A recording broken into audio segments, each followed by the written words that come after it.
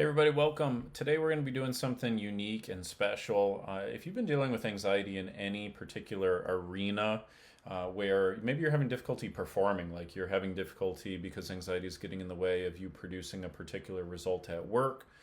Maybe you're having anxiety that's keeping you from being able to drive. Maybe you're having anxiety that's keeping you from being able to even just do something simple, like go to the grocery store or go out on a date or whatever the case is. Then you're going to want to tune in very closely to this.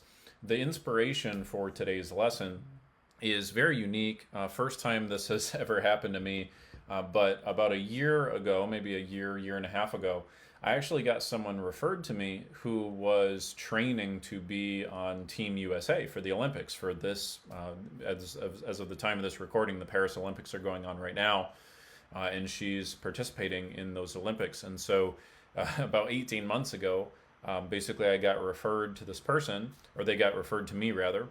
And the issue that she was dealing with was that the event that she performed in, she'd always been, top of her school and top of her class and top in her state and, basically one of the best in the entire country. But she was having issues because her mental health started to go in the wrong direction. And I think that this is a really telling situation because before she had never really had an issue with anxiety, but all of a sudden a pattern started to develop. And so I want to first of all point out that if that's the case for you, like if you did not have anxiety as a pre-existing thing, but then all of a sudden it started to develop over the past couple months or years or something like that, it's totally normal. It happens, and it is something where you can get back to where, let alone have the mental joy and the peace of mind and the feeling of connection that I really want to have long term. Is that something that I'll be able to do? And then also, in addition to that, she wanted to make sure that she was going to be able to perform at a high level, that she'd be able to actually get to Paris, be able to perform at the level that she wanted to. So it was a unique situation for me because I had worked with people on sort of everyday life types of situations, but performance anxiety of this particular caliber was something that was a bit of a new challenge. But I had a very strong theory as to what was going to help her get back to her original performance and even surpass it because she had certain fitness goals and performance goals that she still had to do. She had to get back into the gym and do her routines and work with her coach and all those sorts of things. So the coach that was helping her with her sport, with her event, had kind of hit a bit of a block. So she needed a mental coach to actually kind of help her get through the mental barriers. So I'm going to walk you through exactly what I taught her. The beauty is we only had to work together for maybe 4 to 6 sessions, I think. It was over the course of maybe like 2 months, 2 or 3 months, and she was good to go. I mean, I just helped her kind of like get in, get out, teach her the tools that she needed to be taught. And I taught her this particular framework and skill. So if you guys are excited to hear this framework, it's a simple little 3-step framework. If you want to learn what I taught my Olympic client to help her get over her performance anxiety, just go ahead and put framework in the comments if you don't mind. Also, we're having some tech issues, so I want to make sure people can hear me. So let me know in the comments if you can see me, if you can hear me. I see you guys joining live, okay? All right, so basically, here's what you're going to want to do. Now, if you're going to want to follow along, you may not think that you have anything in common with an Olympic athlete, but I promise you, you do. What you're going to want to do is go ahead and get a notebook out or a piece of paper or something along those lines. And what you're going to want to do is go ahead and divide that in vertical columns and then 4 rows. Okay, so 4 horizontal rows. So the thing that we're going to do here is we're going to be filling this in. It's going to be an interactive exercise. And you're going to be able to take a situation where you currently feel a lot of anxiety, and then we're going to teach you how to make sure that you no longer feel anxiety in that situation. So first of all, the top left box, okay, we're going to leave blank. The top center box, we're going to put in the emotion or the state of mind that you are currently getting into when you're trying to perform in this particular way. So maybe you're trying to, do a boardroom meeting, you're trying to lead a team, maybe you're trying to do a sales call, maybe you're just simply trying to be able to feel present with your kids and your family. Okay, whatever the case is, it doesn't really matter, but just think of a regular situation that occurs where maybe anxiety gets in the way or some other related emotional state. We could call it stress, whatever. Okay, but whatever that consistent emotional state is that you don't want to be feeling, we're going to go ahead and label that in the top center box right here. Okay, so I'm going to go ahead and write in the word anxiety. because that's going to be what the vast majority of you guys are going to be experiencing. Okay, so basically this first, or not the first, but rather this middle column is going to represent anxiety. Now, the next thing we need to fill in is we need to label the top right box with the emotion that you want to be feeling instead of anxiety in this situation. So for my Olympic athlete client, I asked her the same question and she said, well, I just want to feel confidence. You know, I used to feel total confidence when I went and did my routine. I said, okay, cool. That's a great target state. For a lot of you, it might be something related to that. It could be something a little different, maybe like the feeling of content or joy or whatever the case is. You guys, if you're picking some type of performance anxiety issue, then chances are you've got confidence is kind of what you're after as well. Okay, so you'll have your state of mind that you don't like, that you experience too much here in the center, and then you're going to have the top right box labeled with what we call your target state. All right, so now we've got the leftmost column is totally blank. That's going to be for headers. And we've basically got, you know, ignoring this top left box, so go ahead and put an X there, okay, because that's basically a dummy box, we're not using that. So if we've got that top left box is blank, this left-hand column, you can see we've got 3 rows, right? So we've got 3 rows across the rest of the table, and in the left-hand column it's blank. Those are going to be for headers, and then we're going to fill in unique things for both anxiety and then confidence. You'll see where this is going in just a second. Okay, so what I taught my Olympic athlete client was that I shared with her that if you're dealing with anxiety in a current situation where you used to not feel anxiety, all that really means is that your nervous system has developed what we call a conditioned pattern of response. And basically, it just means that your nervous system is basically like Pavlov's dog. You guys remember that story, right? Like the scientist would basically put food out for the dogs as he would ring a bell, and then eventually he would just ring the bell and the dogs would salivate. There became an automatic conditioned response. This is how our nervous system works. And so what tends to happen is you'll have a situation that is emotionally significant. Like my client, she was going to do her routine one day in her gym and practice, and she like really just kind of messed it up. She felt like embarrassed and it was not going so well for her. And so after that, it kind of shook her confidence a little bit. And so this could have happened for you too. So a lot of times people will have no problem with anxiety. They'll be, say, like driving, and they'll have no problem for months or years. But then all of a sudden, they maybe get into a car accident, or they almost get into a car accident. And all of a sudden, a new pattern of anxiety gets developed. So what I was sharing with my client is that it doesn't mean you're going to be anxious forever. It certainly, you know, if the anxiety's been around for over 90 days, it's not going to go anywhere on its own. We certainly have to use some conditioning tools to get it handled. But I was trying to share with her there's no reason to freak out that it's going to be, you know, around forever. And that basically all we have to do is we have to train your nervous system to engage in the old pattern of confidence instead of the more recent pattern of anxiety. Okay, now you guys have heard me use this word pattern a lot, but let's break that down. What does that really mean? Well, I really truly believe that instead of looking at anxiety as like a permanent, lifelong mental illness, and you know you're basically just screwed if you have anxiety, you're going to have it for the rest of your life. All you can do is hope to cope with it. I don't buy into that at all. I used to have debilitating anxiety and depression to the point I was suicidal. I figured out a way to live without them, and I've been free from both of them for about 15 years now. So it's definitely possible. And I had both of them for almost 2 years prior to that, like steadily and at a very high level. So it wasn't just like a flash in the pan. You know, I had a single panic attack and then they went away type thing. So what we're going to do here is we're going to break down what a pattern is. And a pattern, okay, your mental and emotional patterns have 3 ingredients. Okay, so think of it like if you want to bake a cake, right, you need eggs, you need sugar, you need flour perhaps, right? You got to put them in a certain order. You change the ingredient, then you're going to get a very different outcome, right? You're going to get a very different result. And this was one of the first big things I had to learn in the journey of me overcoming my own anxiety. And this exercise is like 50% of the time, this is what we start our clients with, the clients that we've helped reduce their anxiety by over 75%, usually in 90 days. We've had over 500 successful clients who've used our process, and we usually, like half of the time, we start with this process. I'm shrinking it down a little bit for the purpose of this live stream though.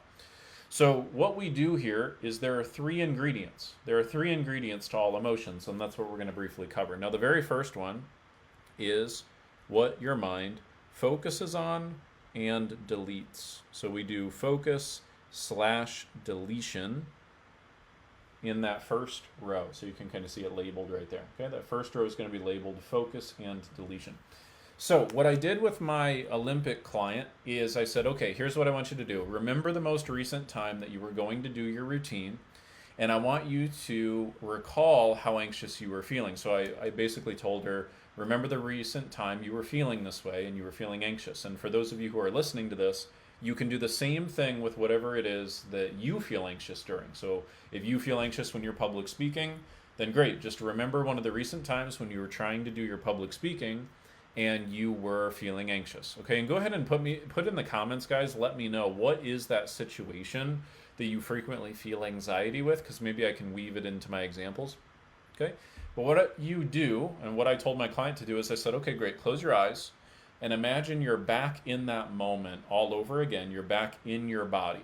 Okay, and what I had her do is I said, now what is it that you were focused on? What were you fixated on in that moment when you were really? And so almost always it's a combination of basically one or two things. And the big thing that was happening for her was, as she was doing it, right as she was about to do her routine, her mind started to imagine it going badly. So she imagined herself getting a low score, or she imagined herself getting injured, or she imagined herself getting embarrassed. Okay? And this would happen just milliseconds before she would actually execute on the routine. And what she realized as well, this isn't true for everybody, but for her at least, she had kind of a visualization to it. So she would kind of imagine herself in her own body going through the routine and screwing it up and it just not going very well. And so for just about all of you, if you're feeling like you're having anxiety when you're trying to perform and do something, then almost always what is happening is your mind has developed a very particular pattern of focus, and that pattern of focus is what we call future plus fear. So that's what you would want to probably write down in that box, the anxiety box for focus, right here. Second row, second from the left, future plus fear. There's about a 90% chance that if you're listening to this and you're feeling anxiety when you're trying to get something done and perform, that you are focusing on that situation going badly. Your mind has developed an automatic pattern. It could be a visualization, it could be some internal dialogue, it could be more of a kinesthetic feeling where you just sort of start to feel it in your body as if it's going to go badly. But what has happened is your mind has basically programmed itself to imagine it going badly before it actually occurs.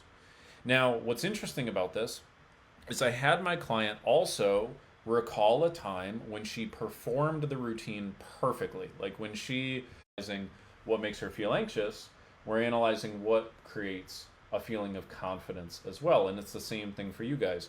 We don't just want to digest and dissect what makes you feel anxious. We want to reverse engineer what makes you feel confidence.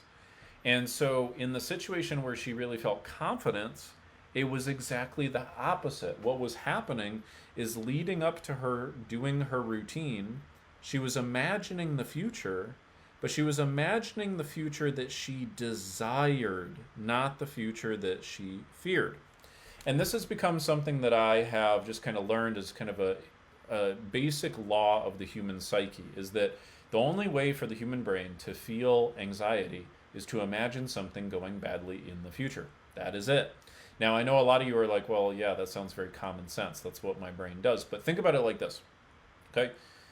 If you were to, I'll have you walk through a little exercise to kind of show you this right now. So right now, just kind of gauge, what is your level of anxiety right in this exact moment as you're listening to this, like 0 to 10? And go ahead and put it in the chat too if you guys are joining live. Let me know. 0 to 10, just kind of right now, what would you say the anxiety level is? Okay, just kind of figure out what that number is as a baseline. Now what I want you to do is I want you to contemplate all of your to-do list items in the next 72 hours. I want you to think about all of the things you got to get done in the next 72 hours, but think about them all at once.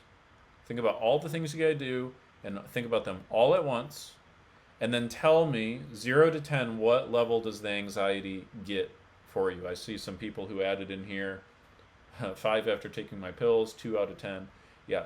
Now, when you think about all the to-do items you got to do in the next 72 hours, all at once, what does that create for your anxiety level? You'll notice is that the anxiety level almost always goes up. All right, so if it was like a 2 out of 10 before, it could go all the way up to a 7 or 8. It could, some people it's a little more mild, but you would have seen that it has gone up. Okay, I see some people put 7, 8, another person said 10. Okay, great. Now try this experiment. Try this. Now what I want you to do is I want you to focus on someone in your life that you love. Someone in your life that you really love and really care for. And what I want you to do is just inside of your mind, think about 2 or 3 things that you really like about them. Like 2 or 3 things that you really love about them. Just think about them. Maybe create an image in your mind of the person if you're a visual person. If not, that's okay. But then just kind of think about 2 or 3 things that come to mind of what you really love about that person. Really think about what you love about them, and then notice now 0 to 10, what is the anxiety level as you focus on that? Okay, and let me know in the chat. But I guarantee it's incredibly low, probably even lower than the first time around. And the whole point of this illustration, by the way, is just to show you that focus equals feeling. Can someone put that in the chat, please? Focus equals feeling. That's what I want you to recall from this. You can only feel anxiety based off of what your mind focuses on. And so you can only feel anxiety in your nervous system when your mind has developed a habit of focusing on the future going badly. And so that's exactly what happened for my client. She started to develop a visualization of the situation going badly. So what we knew we had to do was, if we wanted her to be able to feel as confident as she used to, we had to train the brain to do before what felt very automatic. And what felt very automatic for her before, when she was performing the routine to basically perfection, was her mind was imagining it going super well before she went and did it. So that was the second part of what creates anxiety, or any emotion for that matter. The second ingredient for all emotions is language and meaning. And that's going to be the title for that second row there. Okay, I guess technically the third row out of all of the boxes.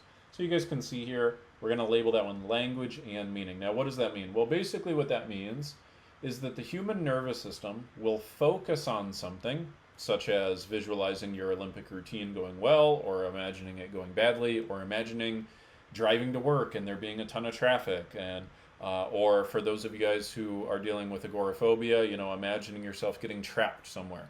Okay, so you could either imagine it going well or going badly. And then as soon as your mind focuses on that, whatever it focuses on, what it is then going to do is it's going to add meaning to what you have focused on, almost always in the form of language. Okay, so this is where we have to take a look at what common phrases is your mind spitting out that are making you feel anxious. And the key term that you want to remember is incantation. Okay, incantations are regular, repetitive language. Okay, it could be a single word. It usually is a sentence or a phrase, but something that your mind says to itself regularly that induces some type of emotion. And by the way, most of the time, you're not even aware of what these incantations are. Okay, so an incantation for my client, right? I asked her basically, okay, well, think about this time when you were about to do your routine and you were feeling really anxious, and let's kind of replay it play by play. And we all to yourself in that moment. And I have to be honest, I don't recall exactly what she said, in terms of what her answer was for that. But I will tell you what the common answers are for performance anxiety. The common answers are things like, what if? Okay, ... What if ... is one of the common ones. So what if I fail? What if I screw up? What if it doesn't go well? What if I get embarrassed? What if they laugh at me? Okay, that's a very, very common language pattern, or again, we call it an incantation. And that particular incantation will trigger anxiety almost every single time. The second one that I have seen is very, very powerful is what we call a going to statement. Okay, going to. So it usually comes out in the form of I'm gonna. Like, I'm gonna screw it up. I'm gonna make a fool of myself. I'm gonna get in a car wreck. I'm gonna fail. Okay, but basically any type of prescriptive sentence about what is going to happen. We also call this a statement of finality. Now, those are the two most common ones. A third, less common one, but this can still happen, is some type of an identity statement. So we call this like an I statement or an identity statement. Okay? So an I statement could be something like, I'm such a mess, or I'm a loser, or I'm a failure, or I always screw it up. Okay? So you kind of have to, if you're going to recreate this process on your own, and by the way, for any of you guys who've not taken us up on this, we offer a completely free half-hour coaching session to all of you guys. Just put apply in the comments, and we'll reach out to you. We can book that, so I can walk you through this process that I taught my Olympic client if you want me to guide you to myself. And I want to point out as well, by the way, it's not always about the specific words or the phrases. That is the first layer of what you need to pin down, are the words and phrases, the specific incantations that make you feel anxious. Because if you can pin those down, it's kind of like getting a user's manual for your brain. It's like you finally figure out what all of the different buttons are on the master control switch.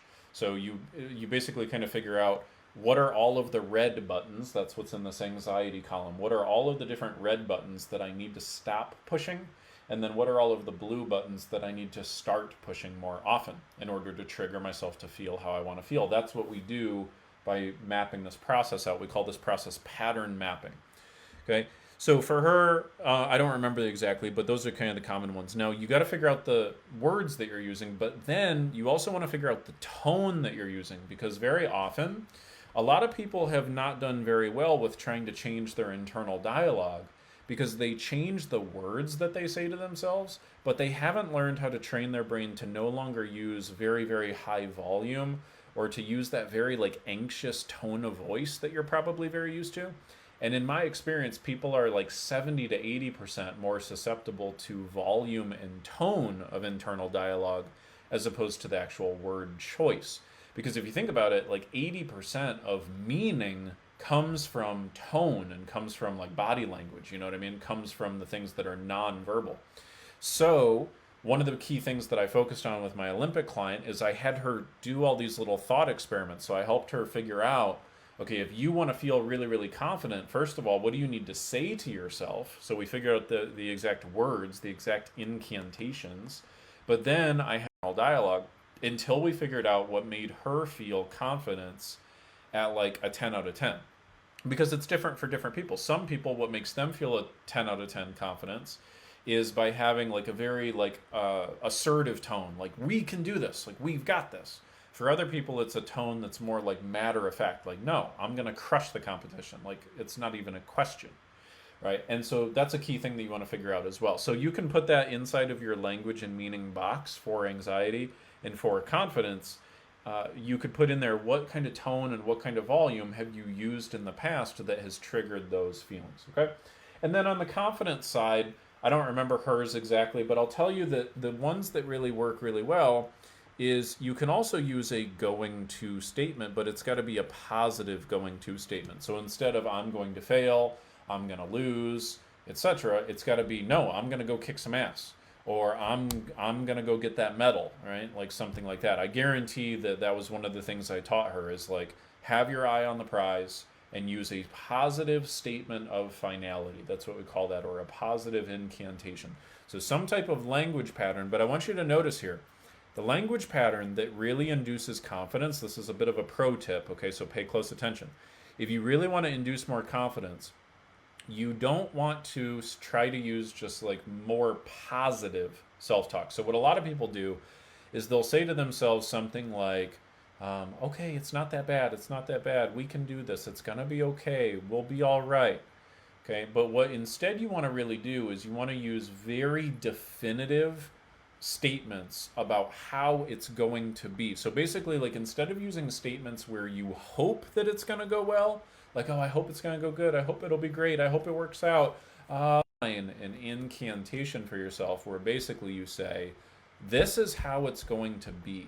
I'm gonna go get that medal, right? Like that attitude, that type of internal incantation is usually what is inside of the mind of every professional athlete. Some type of very definitive, this is how it's going to be. I'm going to win type of attitude. Now, of course, you can translate that to your regular daily life. Like if you're going to just drive your car without a panic attack, then you can still use the same thing. Like, we're going to go have a great drive. It's going to be just fine. Using that tone and that language and that particular incantation structure is really, really, really powerful. Okay, so that's a really good one to induce confidence. And then, everyone's got their own unique one. I'm pretty sure for her, hers was something like, let's do this. So it's different for everybody. But you can just kind of remember a time when you really felt confident in the past and ask yourself, what was I telling myself back then? And how was I telling it to myself in terms of my language, in terms of my volume, in terms of my tone of voice? Okay, and you can fill that in right there. So that's what you'd want to put into that table. Okay, and then the third and final part, the third and final ingredient that impacts your emotional state moment by moment is what's called your physiology. Physiology. Okay? Physiology, Physiology. Physiology. Basically, what this means are the habits that your nervous system has gotten into with your physical body. There are 5 or 6 major things that our body does on a regular basis that impact our emotional state. Some of these everybody knows, like breathing, for example. Everybody knows that if you shorten your breathing or if you make your breathing shallow, you're going to make yourself feel more anxious. If you breathe in and out very fully and very deeply, you can reset your entire nervous system in about 2 minutes. A lot of people think, oh, my anxiety keeps me from being able to breathe properly, but it's actually the opposite of that. It's you have a habit of not breathing properly that has become a conditioned automatic pattern in your nervous system. Doesn't mean you can't control it, it just means it's automatically going to go into that bad routine that it tends to do. And you have the ability to change your breathing at any given time. Now, a lot of you guys I know have already tried breathing exercises and you found them to not be very helpful, and this is why. The reason why they're not very helpful is because, sure, you can adjust your breathing, but your breathing is only 1 out of 6 things with your physical body that determines whether you generate a feeling of anxiety or not. And on top of that, even if you change your entire physiology, even if you do all of the things I'll teach you to do, that's only 1/3 of the total components, right? Because the other 2 components, come from what you focus on and the language that you're using. So here's what a lot of people do. A lot of people start having a panic attack when they got to go do public speaking, let's say, or they got to go talk to their boss. And they start breathing, in kind of a crazy way. And what they're doing is they're focusing, they're imagining that situation going badly. So they've got a particular focus, and then they've got language running through their mind, right, of things going badly. And then they have a particular physiology that's not very helpful. So they start to change their breathing, they start to hunch over, they start to tighten up their muscles, they start to change their facial expression, they start to fidget or move differently. Okay, all of these different things. And now you've got a full-blown anxiety attack. And so then they go, okay, I need to take control of my breathing. So they start to breathe differently, which does help, but only helps by like 5 or 10 bad language, right? And so they haven't really broken the pattern. They've only adjusted one super, super tiny piece of it. So breathing is one of them. Okay, the other one is posture. Okay, so breathing, posture. The next one is facial expression. The fourth one is muscle tension. The fifth one is movement. And the sixth one, I know I've got a sixth one. Posture, facial expression, muscle tension, movement, breathing, and actually, no, I guess that is all of them. It is 5. Okay, so here's the crazy thing. You guys have probably seen this like little TED talk that was done many years ago, and it was about power poses. So basically, this lady figured out that if you stand like a superhero and you do it for 2 minutes, all of a sudden your cortisol drops by like 60% by just holding that pose for 2 minutes. Your stress tolerance goes up by about 2 or 3 times. Your confidence level increases, all sorts of things.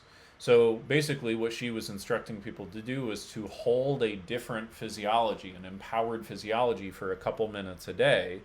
and you can start to train yourself to feel more confident.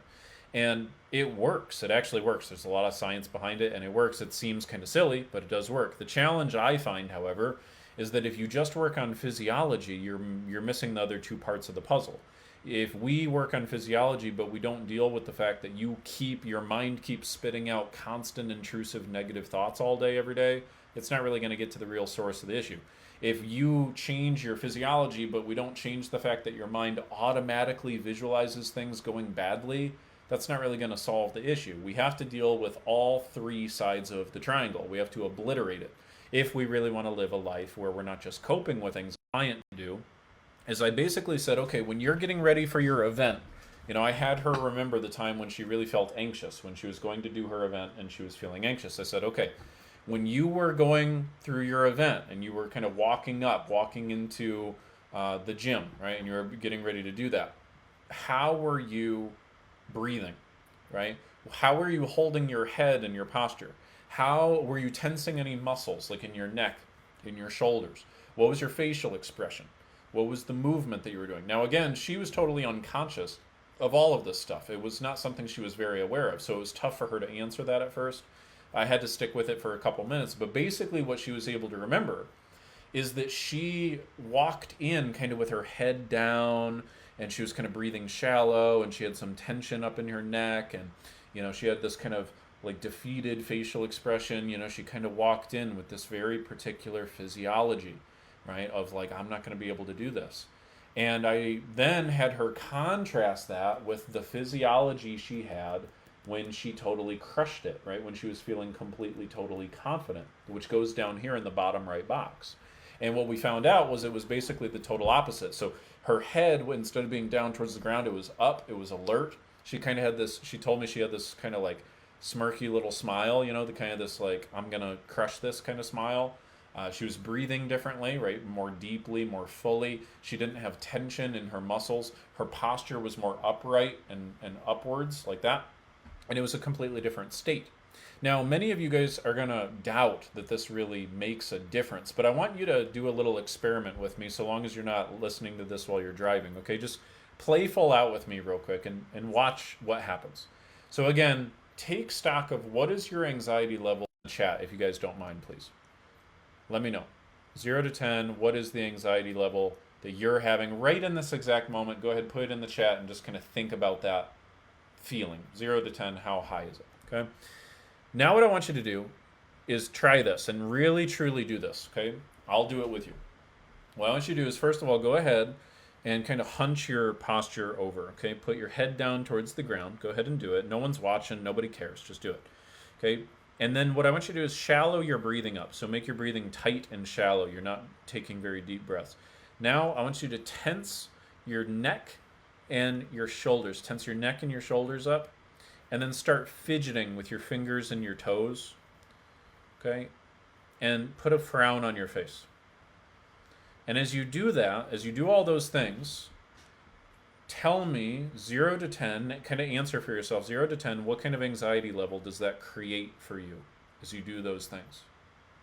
Now, it might be different for each one of you. Some of you might have gone from like a 2 to a 10, some maybe from like a 0 to a 3, but I guarantee you, your anxiety level just increased if you really sincerely did all of those things with your physiology. Okay, the next thing I want you to do is go ahead now, and we're going to change all this, okay? So you know what the initial level of anxiety was before I had you do anything. You know what the level of anxiety was when you did the anxious physiology. Now, I want you to try something totally different, okay? Just do this full out. First of all, if you're sitting, sit in your chair like alert, like upright. You're alert, you're here, you're ready to accomplish something. Okay, and then bring your shoulders back. What I like to do is imagine you've got like a string attached to your sternum right here. And basically bring that, pull that string up by a few inches. So you bring your shoulders back, bring your head back in, unforced way, just like a, maybe even just thinking about how silly this is. And then remove any of the fidgeting. So stop the fidgeting. Okay, just smile, alert, head back, shoulders back, no tension in your muscles, and then breathe very fully. Breathe very fully, and notice now 0 to 10, what does that put the anxiety level at least for me, I'm noticing I went from like a 5 or 6 down all the way to a 0. Now I'm feeling like a sense of confidence, a sense of calm immediately. Okay. Now that's just within a couple seconds, like 10 to 20 seconds doing that. All right. Now, if you hold that physiology for, again, 2 minutes, your whole biochemistry changes. The trick, of course, is being aware of all of those 5 elements. And what I teach my clients how to do is to actually train their nervous system to stay in an empowered physiology by default. And so that's really the key, right? The key with my Olympic client, all I did with her is this. I basically said, look, you're dealing with anxiety in this event where you've never had anxiety before because all of a sudden your mind has developed a new pattern. So I broke that pattern down for her by filling out this chart. I said, okay, let's figure out exactly what you're focusing on, how you're focusing on it. We're going to figure out exactly what words you're using, what phrases, what volume, what tone. Okay, we're going to break down all the components of the dialogue. And then we're going to figure out of these 5 elements of your physiology exactly what you were doing. And what I was able to have her do in the session is I had her focus on all of those things, use that same dialogue, use that same physiology, and we were able to get her anxiety from like 0 out of 10 to 10 out of 10. So she was now able to learn, oh my gosh, these are the 3 things that make me feel anxious. Because then the very next thing I did was I then had her, because she already knew how to get into the anxious mode, I wanted to teach her how to go from being in anxious mode to being in confidence mode. So then I had her focus on visualizing the future going how she wanted. She was a visual person, not everybody is, but everybody can focus on the future going how you want. And so I had her do that, and then I had her use these particular language phrases that worked for her. I can't remember her specific, but I figured out what they were and had her use those, and had her use the tonality and the volume that had worked and given her confidence in the past. And then we figured out her specific way of walking into the gym and feeling totally confident, right? That all of the physiological components. So what I had her do was embody that from head to toe. And then what I did is I helped her practice going from one state to the next state and how to go from 0 confidence to 10 out of 10 confidence. And we trained it and repeated it and did it over and over and over again until she had the ability to switch it on and off like a light switch. And that's what we do basically within like the first week or 2 whenever we take on a client. It's really powerful. It's really cool.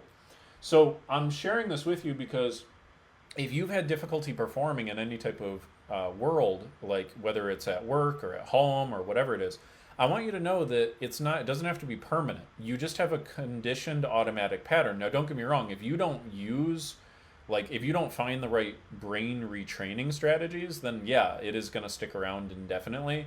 But if you really deal with the issue really at the core, right? If you learn these 3 components and if you deal with them, and if you learn how to train yourself to feel how you want to feel by implementing those 3 elements, then you'll be able to be just fine, right? So all that was left conditioning, and that took about 3 to 6 weeks, right? So we had to customize things in to fit her nervous system, so that over those 2 to 6 weeks she could actually rewire herself to do the confident pattern by default. So it took a little bit of time.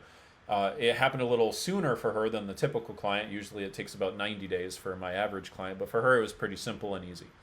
So, it was amazing. She was able to get on, Team USA and go and fulfill her dream, which is incredibly powerful. And I was very humbled and blessed to play a small role in that process and basically just get the mental blocks out of the way so she could go and do that. So I'm wishing her all the best of luck this week.